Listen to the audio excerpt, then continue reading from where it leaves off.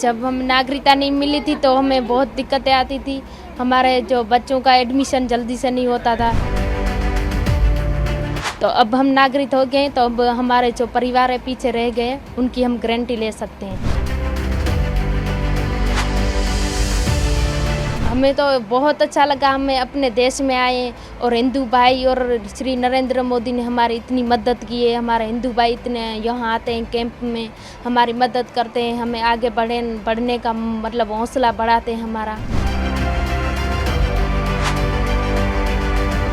और हम तो इनका ही धन्यवाद करते हैं, मोदी जी, श्री नरेंद्र मोदी जी का और अमित शाह का। सीएए को 31 दिसंबर 2014 या उससे पहले अफगानिस्तान, बांग्लादेश या पाकिस्तान से आए गैर मुस्लिम लोगों को जो कि प्रताड़ना सह चुके हैं, उन्हें भारत की नागरिकता प्रदान करने के लिए लागू किया गया था। लेकिन आज दिन तक किसी को भी भारत की नागरिकता प्रदान नहीं की गई थी। इसी साल सीएए को लागू किया गया है।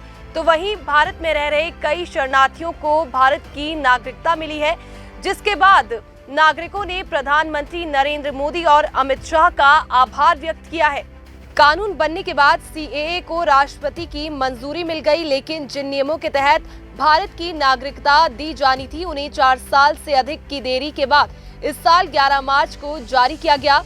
आदर्श नगर शरणार्थी शिविरों में रहने वाले पाकिस्तानी शरणार्थियों को 15 मई को सीएए के माध्यम से भारतीय नागरिकता मिल गई। गृह मंत्रालय ने गैर मुस्लिम प्रवासियों पर अत्याचार करने वालों को नागरिकता प्रमाण पत्र सौंपे। पाकिस्तानी शरणार्थी भावना ने नागरिकता मिलने पर खुशी जताई और केंद्र सरकार को धन्यवाद किया।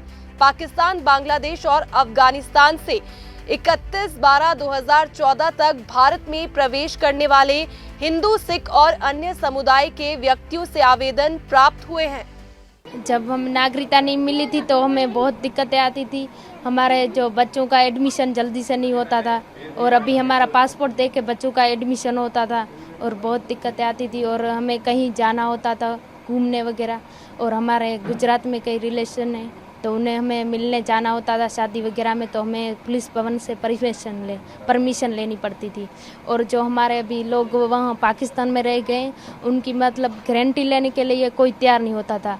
हमारे जो हिंदू भाई है उन्होंने तो सबके ने ले ली, 300-400 परिवार है, और कोई तैयार नहीं होता था। पाकिस्तान का नाम लेते ही सारे बोलते हैं हम नहीं देंगे। तो अब हम नागरिक हो गए तो अब हमारे जो परिवार है पीछे रह गए, उनकी हम गारंटी ले सकते हैं। उनके लिए हम एक अच्छा काम करेंगे।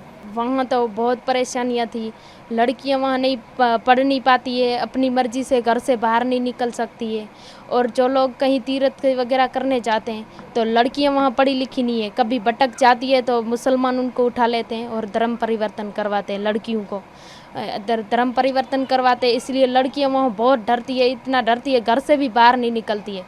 मैं बचपन में थी, छोटी थी, वहाँ मेरे को कुछ भी वहाँ का याद नहीं है अपने घर के सिवा, क्योंकि वहाँ मैं अपने घर में ही रही हूँ तो मेरे को थोड़ा बहुत वही याद है बस।